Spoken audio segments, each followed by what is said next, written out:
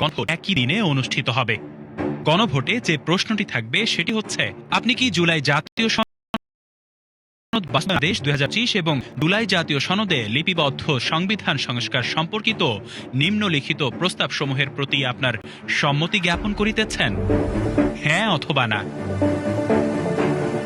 ক, নির্বাচনকালীন তত্ত্বাবধায়ক সরকার, নির্বাচন কমিশন এবং অন্যান্য সাংবিধানিক প্রতিষ্ঠান জুলাই সনদে বর্ণিত প্রক্রিয়ার আলোকে গঠন করা হইবে।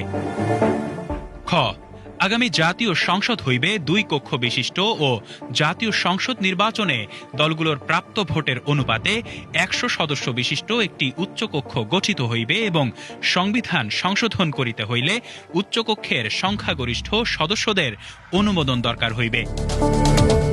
গ, সংসদে নারী প্রতিনিধি বৃদ্ধি, বিরোধী দল হইতে ডেপুটি স্পিকার ও সংসদীয় কমিটির সভাপতি নির্বাচন, মৌলিক অধিকার, বিচার বিভাগের স্বাধীনতা, স্থানীয় সরকার, প্রধানমন্ত্রীর মেয়াদ, রাষ্ট্রপতির ক্ষমতাসহ তফসিলে বর্ণিত যে 30টি বিষয়ে জুলাই জাতীয় সনদে ঐকমত্য হইয়াছে সেগুলো বাস্তবায়নে আগামী সংসদ নির্বাচনে বিজয়ী রাজনৈতিক দলগুলো বাধ্য থাকিবে।